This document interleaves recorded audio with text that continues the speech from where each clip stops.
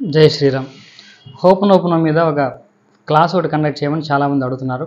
ఖచ్చితంగా చేద్దాం. నాకు చాలా ఇష్టమైనటువంటి టెక్నిక్, చాలా పవర్ఫుల్ టెక్నిక్. ఇది సరైన విధంగా అందరూ నేర్చుకోవాలి, ఫలితాలు పొందాలనేదే నా ఆశయం కూడా. ఎందుకంటే చాలామంది మన చుట్టూ చూస్తే హోపనోపనోని రాంగ్గానే ప్రాక్టీస్ చేస్తున్నారు. అంటే రిజల్ట్ పక్కన పెడదాం. ఇప్పుడు డబ్బు విషయంలో, ఇల్లు విషయంలో, కారు విషయంలో, ఇటువంటి వాటి విషయంలో dear money, I'm sorry, please forgive మీ అని 4 ఫ్రేజెస్ చెప్తున్నారు. అంటే దానివల్ల వచ్చే ఫలితం ఏంటి అంటే, మనీ విషయంలో మనకు ఎటువంటి ఒక ఫ్రిక్షన్ లేకుండా ఉంటాం.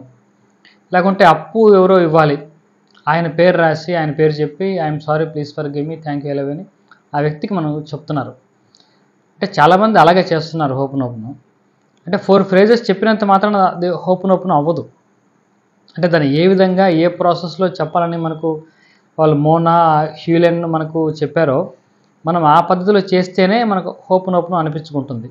ఎందుకంటే ఒక వ్యక్తి ఒక థియరీని, లేకుంటే ఒక టెక్నిక్, టూల్ అనుకోండి, ఏదైనా సరే, దాన్ని మనకు అందించినప్పుడు దాన్ని మన ఇష్టం వచ్చినట్లు మార్చే హక్కు మనకు ఉండదు. కాకపోతే వాళ్ళ యొక్క హృదయాన్ని అర్థం చేసుకొని మనం ఏమన్నా ఉంటే అడిషన్స్ ఏమన్నా చేయొచ్చు. అదేవిధంగా జో వైటల్ చూసారా, 5th ఫ్రేజ్ని యాడ్ చేశాడు. అంటే హ్యూలెన్ ఏ విధంగా చెప్పాడో దాన్ని అర్థం చేసుకొని ఇంకొక ఫ్రేజ్ యాడ్ చేశాడు. ఆ విధంగా మనం అర్థం చేసుకోవాలి హ్యూలెన్ ఏ విధంగా ఆ కాన్సెప్ట్ని, థియరీని మనకు చెప్పాడని. ఆ విధంగా చేసినప్పుడు మనకు ఫలితాలు సంపూర్ణంగా వస్తాయి. మనోళ్ళు కొంచెం ఫాస్ట్ ఫుడ్గా దీన్ని వాడుకోవడం, డబ్బుకి ఎక్కువ వాడుకోవడం మనం చూస్తున్నాం. డబ్బుకు వాడుకోకూడదని కాదు, డబ్బుకు వాడుకోవచ్చు. కానీ ఈ హ్యూలెన్ ఏం చెప్తాడంటే, హోపనోపనో అనేది petition to God, petition to divinity, petition to universe. ఆ పదం ఏమని అనుకోండి, అది ఒక పిటిషన్ లాంటిది అని చెప్తాడు. మరి దాన్ని పూర్తిగా మనం పక్కన పెట్టేసి పిటిషన్ టు మనీ చేస్తున్నాం. మనీకి మనం పిటిషన్ పెట్టుకుంటున్నాం. మనకి రిజల్ట్ ఇచ్చేది భగవంతుడు అనేది స్పష్టంగా చెప్తున్నాడు ఆయన. మనం అడిగే వరకు మనం అడుగుతాం, రిజల్ట్ ఇచ్చేది మాత్రం భగవంతుడే. కాబట్టి మనం మనీకే పిటిషన్ పెట్టేస్తే మనకి రిజల్ట్ ఇచ్చేది ఎవరు? మనీనే ఇస్తుందా? మనీ ఇచ్చేంత శక్తి మనీకి ఉంటుందా? అంటే మనీ మనకు కావాలి అనుకున్నప్పుడు అయినప్పటికీ మనం భగవంతుడిని అడగాలి, పిటిషన్ భగవంతుడికే పెట్టాలి. అంటే మనీకి చేసేటటువంటి ఒక పద్ధతి ఉంది, ఆ పద్ధతిలో మనం చేయాలి తప్పిస్తే డైరెక్ట్గా మనీకి, కార్కి, ఇంటికి అలా పిటిషన్ మనం పెట్టుకోకూడదు. అంటే మీరు పెట్టుకుంటే చేసుకోవచ్చు, నష్టమేమీ లేదు దానివల్ల.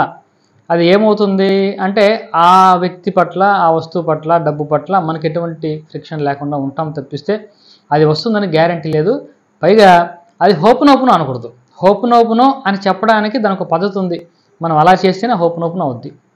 సో ఫస్ట్ది ఏంటంటే, హోపనోపనో అనిపించుకోవడానికి అది ఒక పిటిషన్ టు గాడ్ అయి ఉండాలి, ఖచ్చితంగా అయి ఉండాలి. ఈ I'm sorry, please forgive me, thank you allow అని ఎవరికి చెప్తున్నాం? భగవంతుడికి చెప్తున్నాం.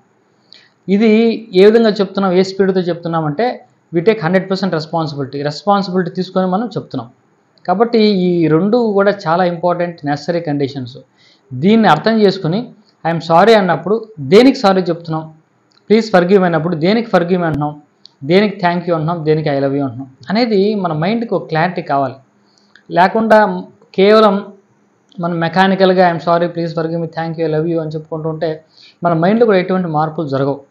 ఇది ఎంత అద్భుతమైనటువంటి టెక్నిక్ అంటే, మనం సనాతన ధర్మం ప్రకారం మనం అర్థం చేసుకుంటే మనకు ఏదైతే పాత కర్మలు, లేకుంటే పూర్వజన్మలో చేసుకున్నటువంటి కర్మలు ఏదైతే మనకు అడ్డుకుంటూ ఉంటాయో, ఏ కర్మఫలాలు అయితే మన ఫలితాన్ని రాకుండా చేస్తూ ఉంటాయో, అటువంటి కర్మలు కూడా తొలగించుకునేటటువంటి అత్యంత శక్తివంతమైనటువంటి టూల్. అందుకే నాకు చాలా ఇష్టం ఇది. అంటే కర్మక్షయం అవుతుంది, నిజం. అంటే సనాతన ధర్మంలో ఏ మార్గంలో చెప్తే కర్మక్షయం అవుతుందో పశ్చాత్తాపడాలి అని చెప్పారు. మన సనాతన ధర్మంలో ఎలా అయితే చెప్పారో అక్కడ అలాగే ఉంది. నాకు ఎటువంటి తేడా కనిపించట్లేదు. ఏం చేసుకోవడానికి, ఆ పాపక్షయం చేసుకోవడానికి మొదటి మెట్టు పశ్చాత్తాపం చెప్పారు. అంటే పాపాన్ని పోగొట్టుకోవడానికి ఐఎమ్ సారీతో స్టార్ట్ చేస్తున్నాం. ఐఎమ్ సారీ, అదే రిపెంటెన్స్ ఉంది ఇక్కడ. అంటే మనం క్షమాపణ కోరుకుంటున్నాం. తెలిసి తెలియక చాలా తప్పులు చేసాం, అంటే పాపాలు చేసాం, వాటి వల్ల ఇప్పుడు ఇటువంటి పరిస్థితి అనుభవిస్తున్నాం, కాబట్టి ఐఎమ్ సారీ అని చెప్పుకుంటున్నాం. కాబట్టి ఈ విధంగా పదే పదే మనం అది చెప్పుకోవడం వల్ల మనలో ఒక రకమైనటువంటి ఆ పశ్చాత్తాపం మొదలయ్యి, తెలీదు అది ఏం చేసామో తెలియకపోయినా పదే అడుగుతున్నాం కదా, అర్థిస్తున్నాం కదా, భగవంతుని ఆరాధిస్తున్నాం, అర్థిస్తున్నాం పదే. కాబట్టి మన యొక్క కర్మ క్షయం కూడా అవుతుంది. కాబట్టి మనం సనాతన ధర్మంలో ఉన్నాం కాబట్టి నేను దానికి భగవన్ నామాన్ని కూడా యాడ్ చేయడం జరిగింది. పదే పదే భగవన్ నామం ఇవి చెప్తూ ఉంటే ఇంకా తొందరగా తేలిగ్గా మన కర్మక్షయం అవుతుంది. కర్మక్షయం ఎప్పుడైతే అవుతుందో అప్పుడు మనకు రావాల్సినటువంటి ఫలితాలు చాలా తేలిగ్గా వస్తాయి. అందుకే ఈ హోపనోపన్ అనేది క్లీనింగ్ టెక్నిక్ అని చెప్పాడు ఆయన. ముందు క్లీన్ చేసుకుంటే మనకు అన్నీ వస్తాయి, రావాల్సినవన్నీ వస్తాయి. డబ్బుకు మళ్ళీ ప్రత్యేకంగా ఏం చేయక్కర్లే. క్లీన్ చేసుకొని మనం జీరో స్టేట్లో ఉంటే మనకు రావాల్సినవన్నీ వస్తాయి. కాబట్టి హోపనోపన్ ప్రతి ఒక్కరు కూడా సరిగ్గా అర్థం చేసుకోవాలనే ఉద్దేశంతో ఫ్రీగా ఈ నెల ఆగస్టు 27వ తారీఖు మనం హోపనోపన్ మీద గంట సేపు క్లాసు చెప్పబోతున్నాం. ఆసక్తి ఉన్న వాళ్ళు అటెండ్ అవ్వండి. కింద ఉన్నటువంటి వాట్సాప్ గ్రూప్లో మీరు జాయిన్ అయితే మీటింగ్ లింక్ అక్కడికే షేర్ చేస్తాం. ఫ్రీ ఆఫ్ కాస్ట్ అటెండ్ అవ్వండి. మీరు హ్యాపీగా దాన్ని ప్రాక్టీస్ చేసుకోండి.